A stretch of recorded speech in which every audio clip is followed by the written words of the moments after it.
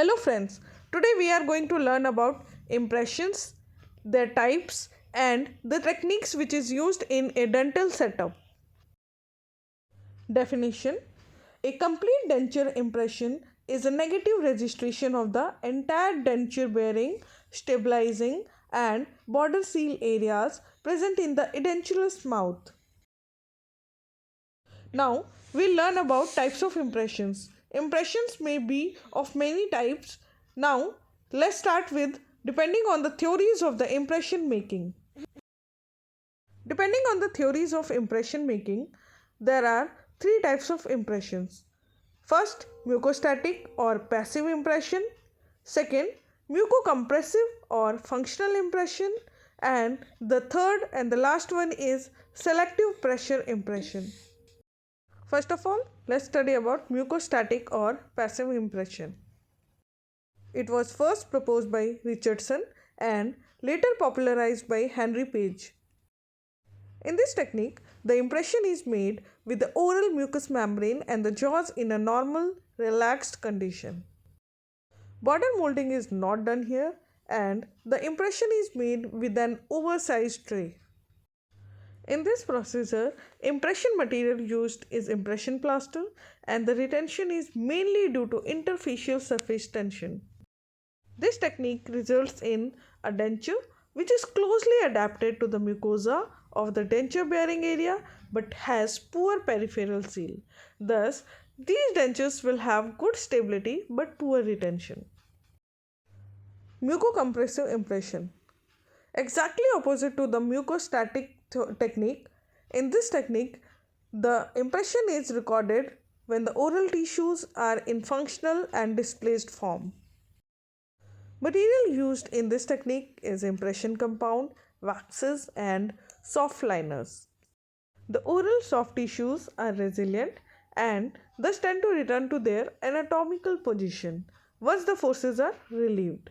Dentures made by this technique tend to get displaced due to tissue rebound at rest. During function, the constant pressure exerted on the soft tissues limit the blood circulation, leading to residual ridge resorption.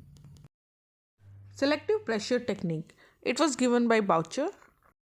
In this technique, the impression is made to extend over as much denture bearing area as possible without interfering with the limiting structure at function and rest. This technique makes it possible to confine the forces acting on the denture to the stress bearing areas. And this is achieved through the design of the special tray in which the non-stress bearing areas are relieved and the stress bearing areas are allowed to come in contact with the tray. Relief is given using wax in the special tray, which should be removed before impression making. These were the techniques depending on the theories of impression making. Now, let's study about the techniques depending on the procedure or the technique, how they are made. Depending on the technique, these are of two types: open mouth impression and closed mouth impression. Open mouth impression. This method includes the impression techniques which record the tissues in an undisplaced position, which means tissue should be in rest position and pressure or pressureless impressions can be made using this technique. Whereas in closed mouth impression, it records the tissues in functional position, which is just opposite to the open mouth impression technique. In this technique, record blocks, trays with occlusal rims are used instead of impression trays. Both upper and lower record blocks are lined with impression material and placed inside the patient's mouth at the same time. The patient is asked to close his mouth, exerting pressure on the occlusal rims and perform functional movements such as swallowing, grinning, pursing of the lips. The impression materials used as impression compound, waxes and soft liners. Disadvantages of this technique. As the tissues are recorded in the functional compressed form, they will rebound at rest due to resiliency depending to denture displacement. And the second Disadvantage is that the denture base exerts constant pressure over the tissues, hence the blood supply is decreased, leading to ridge resorption. Now, let's study the impressions depending on the purpose. Depending on the purpose of the impression, these are of three types: diagnostic impressions, primary impressions, and secondary impressions. Let's start with diagnostic impression. Diagnostic impressions are made to prepare diagnostic cast, which is used for following purpose, like to survey undercuts, to estimate the amount of pre-prosthetic surgery required, and to perform mock surgeries. It is used to articulate the cast in a tentative jaw relation and evaluate the interarch space, and to determine the ability to establish occlusal balance. Primary impressions, which is also known as preliminary impressions. So, what is primary impression? It is an impression made for the purpose of diagnosis or for the construction of a tray. I must say this is the first step in fabrication of a complete denture. The preliminary impression is made with a stock tray, and following points should be considered during tray selection. There should be at least 5 mm clearance between the stock tray and the ridge. With the stock tray in position, the handle of the tray is tilted downwards and the posterior border of the tray is observed. The tray should extend over the tuberosity and the hamular notch.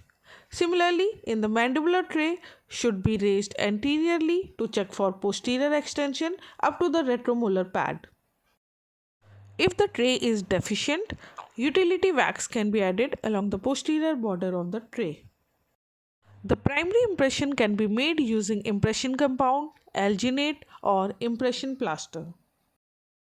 Secondary impressions, they are also known as wash impressions. It is a clinical procedure in complete denture fabrication done to prepare a master cast. This is done after mouth preparation is complete. This is a very important step as it should record the denture bearing area in great detail and also record the muscular peripheral tissues in function. This method makes use of a custom tray or special tray prepared from primary cast. The borders of the tray should end 2 mm short of the peripheral structures. The tray can be made of autopolymerizing resin or reinforced shellac based plate. Once the tray is ready, the peripheral structures are recorded by a procedure called border molding or peripheral tracing. Tracing compounds or elastomers can be used, and the movement of the lips, cheeks, and other muscles are simulated passively by the dentist to record the length and the width of the vestibule. The amount of material loaded on the tray should be able to form a uniform thin layer. Loading excess material onto the tray may lead to an overextended impression. The impression material chosen for the secondary impression should be of low viscosity to record the structures accurately. The material of choice for secondary impression are zinc oxide usinol impression paste, medium bodied elastomeric impression material, etc. Coming to the impressions depending on the material used. Depending on the material used, these are of following types: reversible hydrocolloid impression, irreversible hydrocolloid impression, modeling plastic impression, plaster impression, and silicone impression. First of all, let's read about reversible hydrocolloid impression. This impression makes use of agar, a reversible hydrocolloid, as the impression material. The agar is taken from the tempering section, which is at 46 degrees centigrade, and loaded onto a water-cooled rim-lock tray. The impression is made using this tray only. It has excellent surface detail reproduction up to 25 microns, but it has poor dimensional stability due to synthesis and imbibition. It is an elastic material and can be used to record undercuts also. Generally, elastic impression materials are indicated for recording undercuts. Irreversible hydrocolloid impression. Alginate is the hydrocolloid used for this type of impression. It is available as powder which can be mixed with water in a rubber bowl. Spatulation is carried out until a homogeneous mix is obtained, and this mix is loaded onto an impression tray and the impression is made. Advantages of this type of impression. These alginate impressions have better peripheral seal than other impressions. They are economical. They do not cause cross infections as they are used only once. Coming to the disadvantages, the main disadvantage is poor dimensional stability due to synthesis and imbibition. All hydrocolloid impressions should be poured immediately after they are made. Modeling plastic impression. Impression compound is a reversible thermoplastic material which is used for making primary impressions. It is softened in a water bath at 64 degrees centigrade and kneaded until a uniform mass is obtained. The impression is made using a stock tray. Talking about the advantage of this type of impression, the main advantage of this material is its low cost and easy to use. It has good dimensional stability, but excessive water incorporation during wet kneading can cause dimensional change. Disadvantages: as it is highly viscous, it can displace the tissue surface and it does not record surface details very accurately. Plaster impression. Type 1 dental plaster, which is soluble plaster, is used here. The impression plaster is mixed with water in a prescribed ratio and loaded onto the tray. This material has potato starch, which helps in easy separation of the cast from the impression. To separate the cast from the impression along with the cast should be immersed in a bowl of hot water. The starch in the impression plaster will swell up and break the impression, thus making it easy to remove the cast. Impression plaster is generally avoided as it causes patient discomfort and has poor handling characteristics. Silicone impressions. Silicone impression materials can be classified into two: condensation polymerizing silicone and addition polymerizing silicone. Condensation polymerizing silicone. It is available as a reactor paste and an activator paste.